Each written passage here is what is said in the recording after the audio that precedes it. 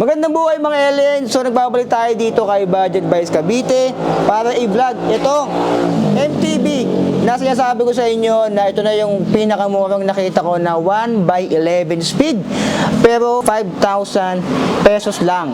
So kung naghahanap kayo ng sulit na MTB, ito na siguro yung masasuggest ko sa inyo. 1/11 speed, halos lahat sa kanya ay alloy na. So alamin natin kung sulit nga ba siya. Like, comment, subscribe. Maglalakbay ako patungo sa kawalan upang amunin tong pangarap sa buhay at susuungin ko itong kadiliman. Makita ko lang ang liwanag ng katarungan. Okay, ito na yung budget check natin dito sa MTB na 5,000 pesos lang. Pero naka 1/11 speed na. So simula tayo sa kanyang frame. Yung frame material ito ay alloy 6061 na. Yung kinis ng kanyang frame, syempre hindi ito makinis dito sa kanyang head tube, down tube, and top tube. Kita-kita yung memory suppressor dito, yung welding. Dito sa kanyang seat tube ay kita rin. Sa baba, syempre mayroon din dyan. Wala siyang FD dahil ito ay naka 1x lang. Yung cable routing, meron sa kanyang left side na bakante para sa FD. Kung gusto nyo maglagay ng FD, gawin yung 2x3x. Sa right side, meron din isa. Ito yung kanyang cable para sa kanyang RD. Meron din sa ilalim, ito yung para sa kanyang brake caliper cable doon sa kanyang likod. Yung lagayan natin ng ulam, meron din dito yung colorway nito. Ay, nagtutun color lang siya. Nandito yung color black. Nandito naman yung kulay natin. Yung kulay orange. Yung head tube ay straight lang dyan. Nandito rin sa head tube yung kabayo na logo. Iron Stallion nga, di ba? Alam ka namang elepante yan.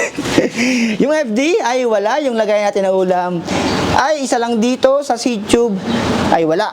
Yung size nito ay size 16. And yung kanyang crankset, hindi pa ito naka-halotech. Budget nga, di ba? Ito ay 160mm, 36 stick yung ginamit dito, and bakal pa to. Yung kanyang chain, tignan natin kung kita yan. Mayroong missing link na hindi naman wala sa ngayon. Hindi ko masyado makita yung brand niya. So malamang sa malamang, stock lang yan. Yung RD, dumaan dito, yung usual na dinadaanan ng RD. Yung RD niya ay RX Pro. Ito ay Sensa. Ayan, Sensa RX Pro 11. So pag 11 nakalagay dyan, 11 speed dyan, kapag 12 speed. Tingnan natin dito. 1, 2, 3, 4, 5, 6, 7, 8, 9, 10, 11. 11 speed, ito ay cassette na rin. Ang ginamit dito ay 11, yung pinakamaliit, and 50 teeth naman yung pinakamalaki. Yung hubs naman niya ay alloy, pero ball bearing pa yung mga ganyan, mga alien. Dito naman sa kanyang spokes niya ay 32, yung usual naman sa mga MTB. Ito ay double wall alloy rim, pero hindi pa yan tubeless ready. Hindi pa ito nakapares na valve, ito ay naka-shader valve pa. And yung size ng gulong niya ay 27.5 by 2.1. Yun nga lang, alien, wala siyang specific brand. Direction lang yung nakalagay dito. Ayan, so hindi siya Kenda, hindi siya Compass, hindi siya Chaoyang. Wala siyang brand upon checking niya kanina. So yung likod naman, 160mm standard rotors na quick release, and meron siyang freebie na stand. Usual to sa mga budget na MTB and road bike, gravel bike na nababike check natin. Nandito naman yung kanyang post mount. Yung kanyang upuan, itong seat post ay 27.2, pero alloy na rin yan.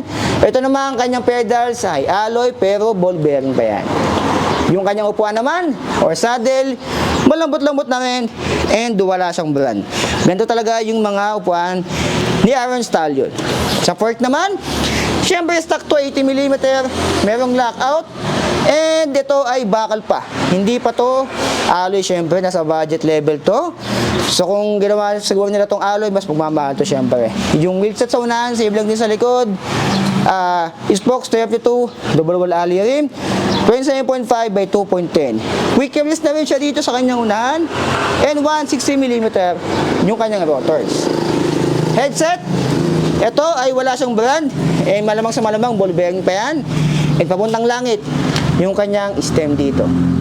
Ayan, asa 80mm yata yan, kung ako nagkakamali. Handlebar naman niya, ito yung part na bakal sa kanya. Ayan, lock on ay wala. Walang lock on yung kanyang mga handle grips dito. Yan yung kanyang brake. Ito yung usual na nakita natin sa mga MTB na bike check natin. Sieve seamers. Ayan, sieve seamers. Left and right. And yung kanyang shifter dito ay Sensa RX 11. So yan yung specs ni Iron Stallion. So ito nga pala yung timbang ito. Siguro hindi ko timbangin to kasi nga MTB naman yan. Usually yung mga timbang naman ito ay around 13 to 14 kg. So magkano nga ba ito dito kay Budget Bikes Cavite? Ang presyo nito ay tumataginting na yung SRP niya, yung dati niyang presyo ay 11,990 pesos. Pero ngayon, nakasale siya ng 5,750 pesos. Ayan, 27.5, 1/11 speed, hydraulic na, and alloy na. Ayan. So, para sa akin, mga alien, ito na siguro yung pinakamura na masasabi kong 1/11 speed. Sa dami ko nang na-bike check na 1/11 speed, ito na siguro yung MTB na cheapest sa lahat ng aking na-bike check. So kung ang budget na lang is around 5,000 pesos or 6K, siguro ito na yung masasuggest ko sa inyo na MTB. Naka 1/11 speed na, halos lahat sa kanya ay alloy na, yung handlebar lang yung bakal dito. Siguro naman ito yung mga entry level na on the budget lang talaga yung kanilang mga presyuan. Naka-inter cable routing na rin. Yun nga lang, yung brake cable ay nasa ilalim. Huwag nyo intindihan yung brand kasi yung brand naman yan is para na kayong nagiinom dyan. Red Horse yan, mga alien. Iron Stallion. So, alloy yung frame. Yung port ay bakal. Siguro kung mag-upgrade kayo, siguro soon, huwag mo na itong sprocket, huwag mo na itong ditong part, siguro yung fork mo na, unahin nyo sa inyo, o gawin yung alloy, itong handlebar na dito, para medyo mas gumaan. Pero kung kayo, nasa inyo, kung anong gusto nyo unang i-upgrade dito, pero para sa akin, huwag mo na kayo mag-upgrade pag bumili ka ng bisikleta, as long as di naman nakaka-affect sa pag-arrange nyo. Sulitin nyo muna yung pyesa bago kayo mag-upgrade. Madalas kong sabihin yan sa mga vlog ko, mga alien. So, ayun. Ano masabi nyo dito? Kay Iron Stallion, 1/11 speed, dating 11,990 pesos, pero ngayon ay 5,750 pesos. So, para sa akin, pwede na to. Sa kayo makakita ng 1/11 speed na around 5,000 pesos lang. Dito lang yan, kay Budget Bikes Cavite. Yung kanilang details is nasa screen nyo ngayon, nasa video description. Dito lang yan. Sa may Imus Cavite, Golden City Village. Yung atin sa is, ayan. So, like, comment, subscribe. So be it. I love you all. Approve sa akin to. 1/11 speed. 5,750 pesos. Signing out.